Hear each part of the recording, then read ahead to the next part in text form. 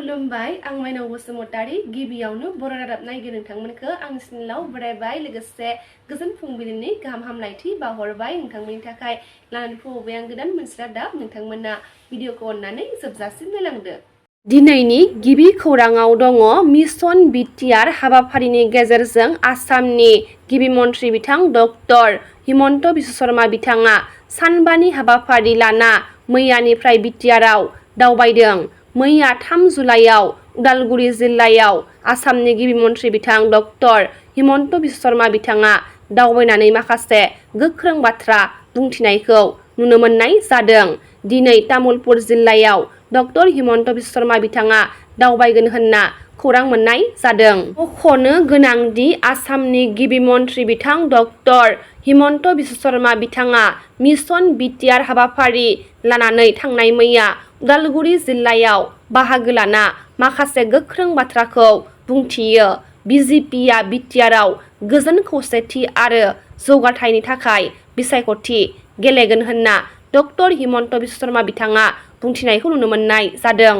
बर' हारिनि रैखाथिनि थाखाय आखायाव हाथियार लाना निया केस नांनानै जोबथेसालियाव थानाय बारग' एनडिएफबिनि सा 11 केडारफोरा थांनाय मैया बेल मोननानै जोबथेसालिनिफ्राय उदां जाबाय। बारग' एनडिएफबिनि सा 11 केडारफोरा बेल मोननानै जोबथेसालिनिफ्राय उदां जानायाव बिटिआर सोरखारा गोबां हेफाजाब खालामदोंमोन होनना एक्स एनडिएफबि वेलफेयार एस'सिएशनआ खौरां बिजोंनि गेजेरजों फोरमायथिनायखौ नुनो मोननाय जादों। बिटिआर सोरखार आरो आसाम सोरखारनिसिम साबायखर बावहरदों एक्स एनडिएफबि वेलफेयार एस'सिएशनआ खौरां बिजोंनि गेजेरजों। बिटिसिनि बारग' मावफुं सोद्रोमा हाग्रामा महिलारिया मिडियानि सिगाङाव बुंनाय बाथ्राफोरा बेसेन गैया होनना बुंथिदों बिटिआरनि गाहाय मावफुं सोद्रोमा प्रमद बर' बिथाङा। जों राइजोफोरजों दङ थांनाय 4.5 बोसोराव जों मावदों बेखौ राइजोफोरा मिथिगौ होनना प्रमद बर' बिथाङा बुंथिनायखौ नुनो मोननाय जादों। भाइब्रेन्ट बिटिआरआव जों गासैखौबो डिजिटेल खालामजोब्बाय। हानि फोरमान बिलाइनि जेंनाया मावखुलियाव थाङालाबानो मबाइलावनो खालामनो हानाय जाबाय होनना प्रमद बर' बिथाङा खौरां बिजोंनि गेजेरजों बुंथिनायखौ नुनो मोननाय जादों। बिटिआर सोरखारनिफ्राय जिल्ला बर' थुनलाइ आफादनि मावख' लुफुंनो थाखाय 50 लाख रां अनसुंथाइ मोनफुंनो हानाय जिल्ला थुनलाइ आफादनि फारिलाइ आरो गाहाय खुन्थिया गायसननायनि खारखौ फोसावबाय। उदालगुरि जिल्ला बर' थुनलाइ आफाद आरो तामुलपुर जिल्ला बर' थुनलाइ आफादनि गाहाय खुन्थियाखौ 10 जुलाइआव गायसनगोन आरो सालबारि जिल्ला बर' थुनलाइ आफाद, बिजनी जिल्ला बर' थुनलाइ आफाद, चिरां जिल्ला बर' थुनलाइ आफाद आरो गसाइगाव जिल्ला बर' थुनलाइ आफादनि गाहाय खुन्थियाखौ 11 जुलाइआव गायसनगोन। बिटिसि गोरोबथाया असान्थि होनना बुंनायनि सायाव गोख्रों फिनजाथाय होदों गसाइगाव जिल्ला बिपिएफनि आफादगिरि शभाराम बसुमतारिया।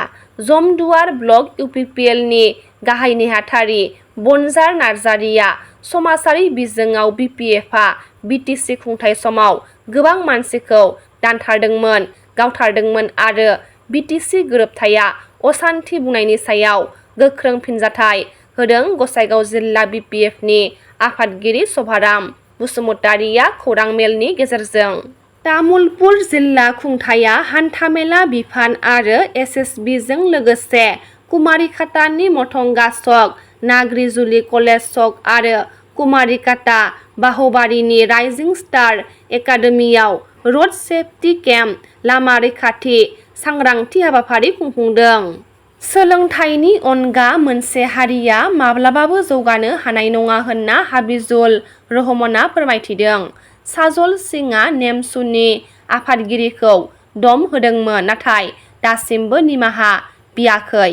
बेखायनो जों साजल सिंहआ जेरावनो बिसायख'थि फोसावदिं हाबाफारि लागोन अब्लानो बिनि हेंथा सोमावसारगोन होनना फोरमायथिदों। जों साजल सिंहखौ माब्लाबाबो रेहाय होनाय नङा। साजल सिंह बायदिनि सायाव ओनसोला जौगागोन बेखौ सानजाया होनना फोरमायथिनायखौ नुनो मोननाय जादों।